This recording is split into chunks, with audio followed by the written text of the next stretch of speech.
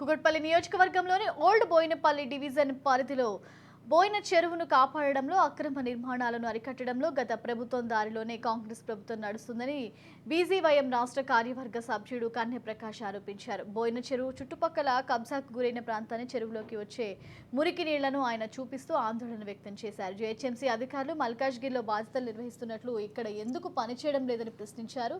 15 రోజుల క్రితం కాంగ్రెస్ నాయకులు ఇక్కడ పర్యటించి అక్రమ నిర్మాణాలు, చెరువు కబ్జాలను అరికడతామని వాగ్దానాలు చేశారు. కానీ ఇంతవరకు ఎటువంటి చర్యలు తీసుకోకపోవడంతో ఆంతర్యం ఏంటని అధికారులు మీ మాట వినడం లేదా బీఆర్ఎస్ నాయకులతో మీరు కూడా కుమ్మక్కయ్యారని ప్రశ్నించారు. ఇప్పటికైనా బోయినపల్లిలోని చెరువులోకి మురికి నీరు కలగకుండా చర్యలు తీసుకోవాలని, ప్రభుత్వ స్థలాలను కాపాడి బోర్డులను ఏర్పాటు చేయాలని డిమాండ్ చేశారు.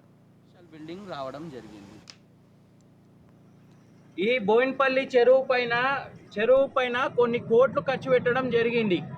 ఈ బీఆర్ఎస్ నాయకులైనా కానీ గవర్నమెంట్ అయినా కానీ కొన్ని కోట్లు ఖర్చు పెట్టడం జరిగింది. కానీ ప్రెజెంట్ ఇప్పుడు మళ్ళా డ్రైనేజ్ నీళ్ళు ఆ చెరువులకు వెళ్తున్నాయి. మొన్న 15 రోజుల కింద కొందరు కాంగ్రెస్ నాయకులు రావడం జరిగింది. ఫోటోషూట్ గురించి నామకే వాస్తే రావడం జరిగింది. కట్టపైకి వెళ్ళి చెరువు ఎలా ఉంది అని చూసిపోవడం జరిగింది. కానీ ఇప్పటి వరకు చర్యలు లేవు.